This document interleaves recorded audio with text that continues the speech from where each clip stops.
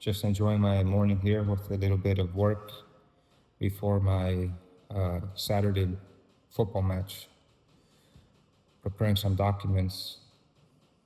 Yeah, I'm fighting my way back out of the retirement phase of my life, looking to once again get busy and start being productive, a productive member of society once again. And but the break was very much needed. Only, only God and my wife know, and my some friends actually very helpful friends that know how much I needed that. And shout out to Jim from Alvarenga for his hospitality and cigar.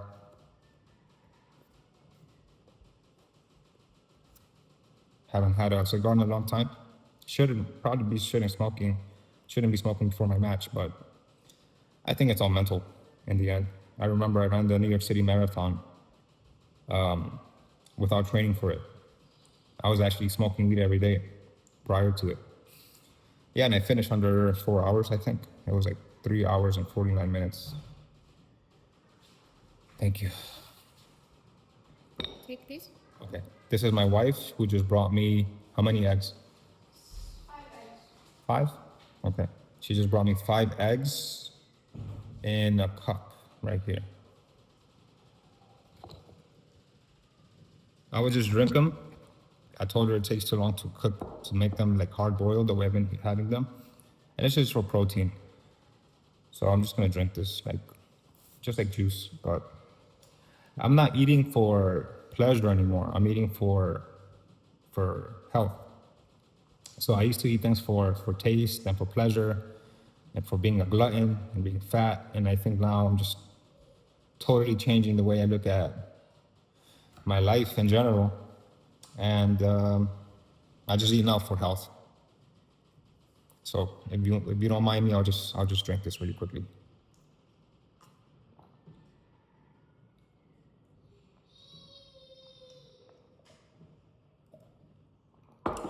Yeah, you see it's gone. So breakfast in 5 seconds.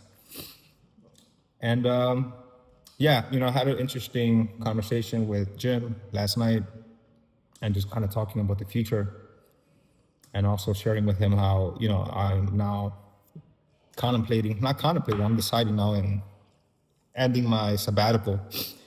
I don't think it was a full year. I think it was less, but still, I feel I've accomplished what I needed to accomplish with my rest. I think everyone needs it at some point. And I mentioned to someone else that I've learned that when you retire, you learn that the goal is, in the end, is not to do nothing or to have no job or to have no purpose, but it's actually to control your time and to do whatever you want with your time. So I think a lot of people think that retirement is just about not doing anything, but it's more about having the freedom to do whatever you want with your time. And that's something that I've learned now.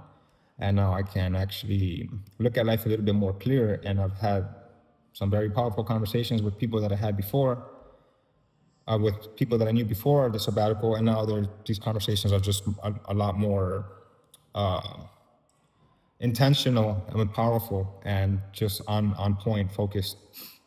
And that's the way I used to be when I started my real estate career in 2013. I was just very focused, very driven, and I accomplished quite a bit of things, which allowed me to, be able to decide to retire at 36. But it was the wrong energy moving me at that point. It was just high intensity, high pressure, stress, anxiety, the fear of poverty, the fear of failure kind of just pushing me along the whole way. And this is the reason why I had these burnouts, because that cannot be your driving force in the long run. You need to have a cleaner energy. It's like, if you give a automobile a very dirty fuel, it's not going to really run as efficiently as it can. You have to give it clean fuel, premium, or even better. So that's kind of what happened. And, I've come to realize that whatever it is in your life that you want, and a lot of the time those things are not easy to get, you have to overcome yourself. You have to evolve as a person. And a lot of the time we get stuck in belief systems, we get stuck in our own doubts, insecurities, traumas, and these things will stop us. And most people never accomplish what they want to accomplish in life because these things get in the way and they don't know how to overcome these things.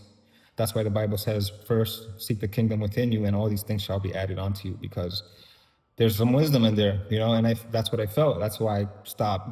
I retired. I took a step back, take a step back, and take 2 steps forward, because I felt that no matter what I did on the exterior, the interior would remain unfixed. And I would have a child, I have a son, and I would like to give him the best future possible. And I could only do that if I am at the most optimal version of myself, at the prime version of me. And I love Shakira Richardson. She says, "I'm not back, I'm better," and that's how I feel. I feel like I'm better. And people like her are amazing. They just show you the potential of a human being if you're dedicated and you train. And that's sort of the journey now. Surround myself with positive people that have goals, people that have intention. Kind of avoid any other groups or any other type of people, because if people don't affect you, they infect you. So you have to be very careful with who you surround yourself with. If you surround yourself with people who are lazy and don't have any goals, soon enough, you're not going to want to do anything yourself. You're going to feel lazy. You're going to feel like you don't want to do anything. And that's very, very dangerous. That's an infection. That's a psychological, energetic infection that is happening to you because you're surrounding yourself around the people that you shouldn't be surrounding yourself with. So if you have an intention, if you have a goal in your life, you have to surround yourself with people that also have goals and feed off that energy. And that's kind of the shift that I've had now. Before, I would kind of just hang around with whoever I wanted. Even worse, I would actually play myself down to lower myself to other people's levels so that they wouldn't feel uncomfortable around me. And all of that comes from a lack of esteem when you grow up, in a abandoned state. And that's pretty normal for a child to grow up that way. So